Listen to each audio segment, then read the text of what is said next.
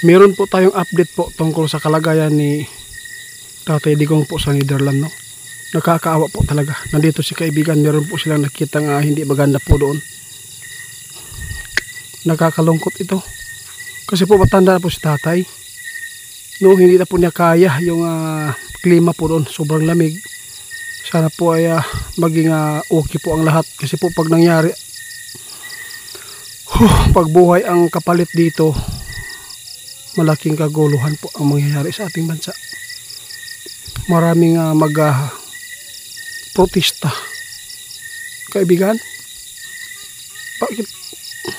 bakit po nakakalungkot po talaga yung ipinapaabot po nyo? Bakit po? Di ba sinabi po nyo mabuti po ang kanyang kalagayan doon dahil po ay inaalagaan po siya, hindi naman po masamang pagturing sa kanya.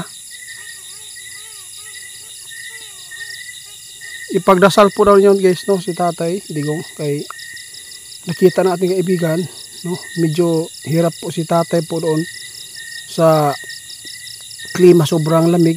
Iba po yung pagkain natin dito. Sana po meron tayong mga Pilipino po doon kasi marami ng Pilipino doon na sumusuporta sa kanya. No, nakakaawa po. Kaibigan, ano pong posibleng mangyari kay tatay?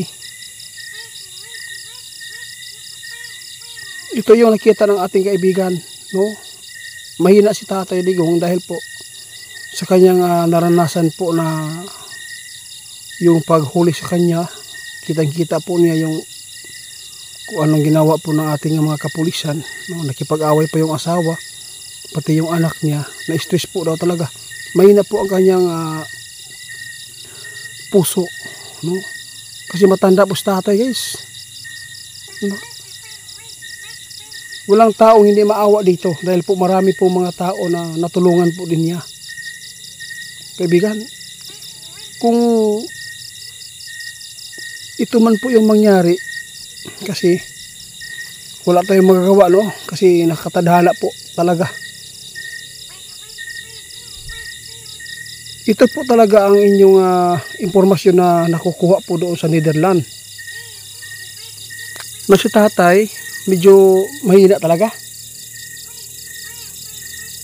dahil po sa lamig, tapos inaalala po niya yung nangyayari po sa kanya nung siya po ay nahuli. Grabe, sobrang stress po itatay guys. Mahina po ang puso daw, sabi natin kaibigan, kasi po naalala po niya yung tinulong po niya, no?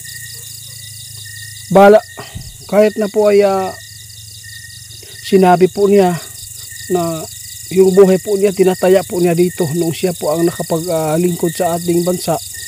Tinaya niya kahit po ay mapapahamak siya, alang-alang po sa mga mayang tao na walang biktima. Paano na lang kaibigan kung ito na lang po ang ating magagawa daw guys, no? Sana po pagtulungan natin na, kasi nakita talaga, ito talaga ang inyong napansin sa kanyang karamdaman ngayon. Sobrang stress po. Iba po kapag na-stress ang tao guys, sobrang hina po talaga yung heart at saka yung katawan natin, no? Lalo na po na iniisip mo na binuwis mo yung buhay mo para lang po ay maganda po ang kanyang tungkulin noong siya po ang nakaupo. Ngayon, ito po ang kanyang naaani. Oo, naunay siya. Yun po ang totoo guys. Naunay siya. Ano po ang panawagan po niyo sa mga sumusuporta po sa kanya?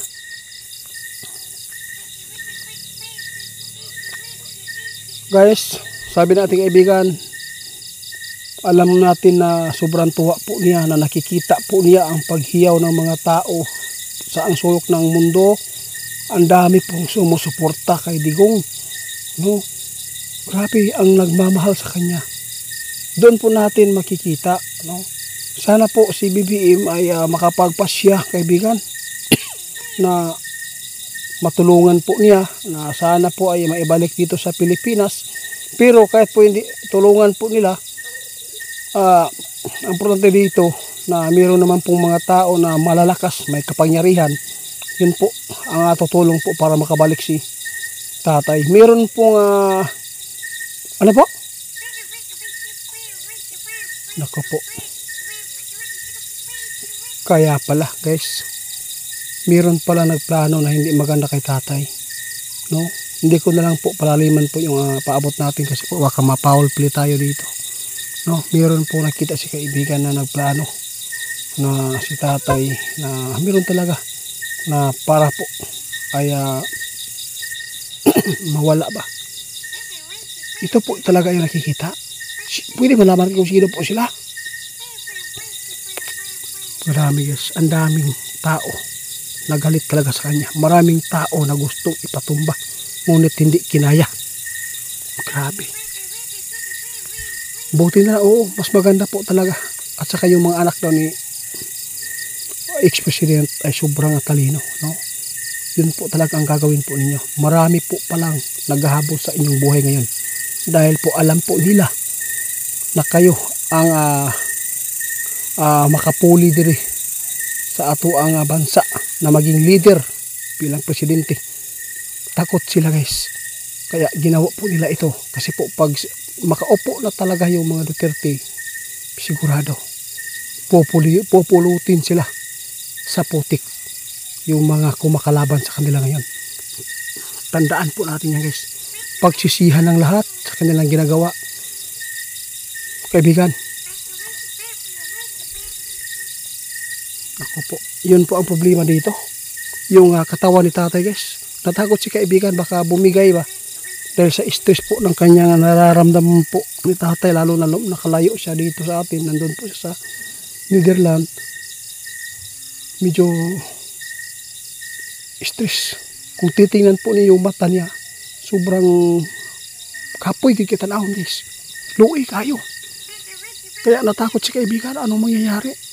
Sana po makasurvive si tatay po sa Netherlands hanggang matapos niharapin po ang mga diin sa kanya yung sinasabing war on drug dahil po sa dami po ng mga killing nung siya po ang nakaupo, no?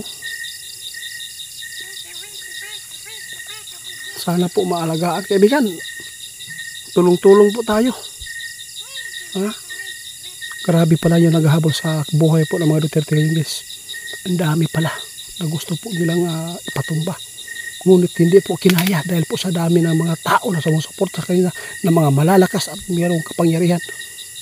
Sayang lang, maraming kapulisan na handang tumulong sa kanya guys. Yung mga active na mga pulis. Ngunit ang kanilang kaya, yun lang po ang kanilang kasuotan na pulis. Pero wala naman pong sinasabi yung iba, walang star. Sayang.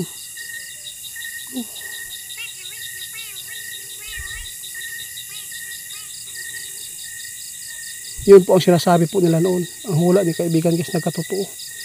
Na 2025 talaga magaganap po ang kaguluhan. Ito na po. Hindi pa natin alam guys na anong mangyayari dito sa atin. Baka po bigla na lang magkudita.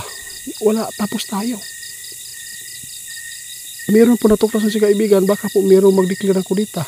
Na hindi naman po pala mga supporters ng Duterte. Tapos para lang pasya po yung ating administrasyon ngayon na Marcialo para po maka-extend po ng ang dami pong mga naiisip po ngayon guys. Kaya dapat huwag tayo magpapalin lang. Ha? Babawi lang po kayo kung sakali man na mangyayari po yung hindi maganda.